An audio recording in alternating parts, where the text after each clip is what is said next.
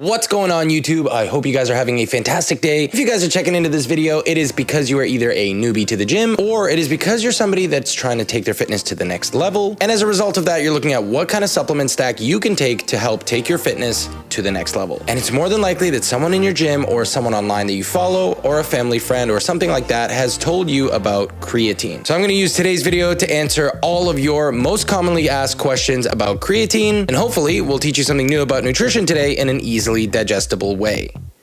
Pun not intended. So if you're new here, make sure you hit the subscribe button and leave a comment. I really appreciate it, and it really helps to grow the channel and helps me understand where you want the content to go from here. Let's get into it. And as usual, if you're looking to do some more reading afterwards, there will be some more resources down in the description below. Is creatine a steroid? No. Can you take creatine when you're bulking? Yeah. Can you take creatine when you're cutting? Oh, definitely yeah, and it might even be more helpful when you're cutting. If you're taking a break from exercise, should you still take your creatine?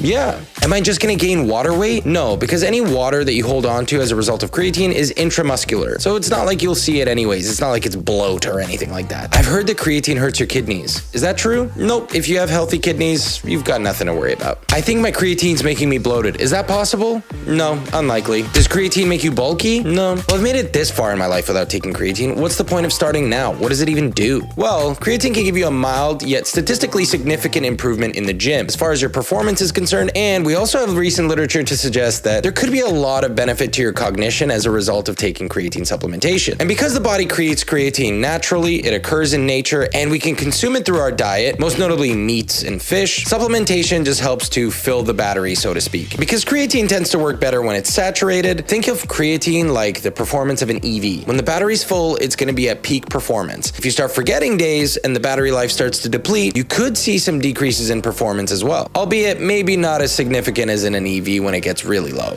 So try to keep it topped up as best as you can. Well, Brad at the gym told me that I need to take 20 grams for 3 days, 15 grams for 5 days, 10 days. That sounds really complicated. Do I need to do this whole loading phase, and do I need to take breaks from creatine? No. Most people will get the full benefit of creatine by taking 3 to 5 grams every single day for the rest of their life. Yeah, it might take a little longer to start seeing the benefit because you're not loading, but you won't have to face any issues of gastrointestinal distress or tummy aches as a result of taking a lot of creatine all at once. Something to think about. Should I take creatine every day? I mean, yeah, you charge your phone every day. I'm sure you can handle it. What about time of day? Should I take it in the morning or at night? Honestly, my recommendation to you is because we want to take it every day. Again, if you miss a day, it's not the end of the world, but just don't make it 2 in a row. I suggest habit stacking. If you're one of those people that already takes multivitamins in the morning or medications in the morning, then take it with all your medications in the morning. Or if you're someone that makes a smoothie at nighttime or has some habit somewhere where they know they're going to be home at a similar time, take it during that. I tend to take mine at nighttime when I get home from the gym, but that's just because that's what works with my schedule. You can take it whenever you'd like. Which creatine should I buy? HCl? Creatine monohydrate? Creatine monohydrate is what you need. Anything else is going to be pretty much a marketing scam. You guys can use any company you want, but if you want to save money and support the channel by using the same one that I use, you can use the link down in the description or the code on screen at Legion Supplements, and you can save on your creatine monohydrate purchase, where you can purchase unflavored or flavored creatines, creatine gummies, and so many more other evidence-based and scientifically supported supplements.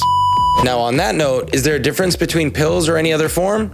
No. As long as you have creatine monohydrate, take it in the way that works best for you. Sometimes when I find that I'm driving a lot, I think that it's very handy to have the gummies with me because I tend to forget to take it. I'm very forgetful, and keeping the gummies in the car, I get bored while driving and I'll pop a few in, and that way I get my creatine in. Is it okay if I take it at 18? Yeah. Is it okay if I take it as a senior citizen? Also, yeah. When I start supplementing creatine, do I need to drink more water? Unless you're quite elderly, and the likelihood of that on this channel is very low, your thirst mechanisms are going to work quite efficiently. So make sure that you always have your water on hand so you can keep sipping, and whether you decide to take creatine or not, you should definitely stay hydrated. Does creatine cause hair loss? Absolutely not. If creatine causes hair loss, then so does any form of physical activity, because that was the proposed mechanism, which we have outcome data to support that it is not true. Can I put my creatine in a morning smoothie? What about my coffee? You can put creatine in whatever drink you want. Again, what's most important is that you stay consistent with it. So use any tools you need at your disposal to help you stay consistent with it. If you want to put it in your OJ, TJ, if you want to put it in your morning protein smoothie, or if you want to put it in your coffee, by all means do so. And pro tip, because creatine never actually fully dissolves in water, it does work a little bit better in warm liquids, if you're into that. Remember, this video is based on over 500 peer-reviewed scientific journal articles, so that makes creatine the most studied supplement of all time. It is absolutely safe for your consumption, and if you're overthinking it right now, you should probably just go get yourself some creatine monohydrate. It's the cheapest option, and it's the simplest solution to your current overthinking problem. So in a nutshell, what does creatine do? I'll try to keep it pretty short and sweet. Creatine monohydrate supplementation can help increase phosphocreatine stores, in this case specifically talking about skeletal muscle, and because it increases phosphocreatine stores, it helps to push for even faster or accelerated ATP production, or adenosine triphosphate. ATP is like the currency of the muscle. With more ATP, you can get more contractions and therefore more energy. This is especially useful if you're somebody that goes to the gym and does short, high-intensity bursts of exercise. So in short, it just provides phosphocreatine so that you can make more energy a lot quicker. Pretty simple. Can't I just take more? Will it be better? No. Most people's benefits from creatine max out at about 1 gram per kilogram of their body weight. So myself, I weigh 100 kilos. For me, the point of diminishing returns with my creatine consumption would be a little over 10 grams, and then I would pretty much just be burning my money. So just be consistent. More is not always better. This is just a reminder, guys, if you want to see more videos like this one, make sure you like, comment, and subscribe. I'm doing my best to keep super consistent, and I've got a lot more fun videos coming in the near future. If you want to get involved with more of my content, I post daily on Instagram and TikTok, so make sure you guys go follow me there as well. See you later.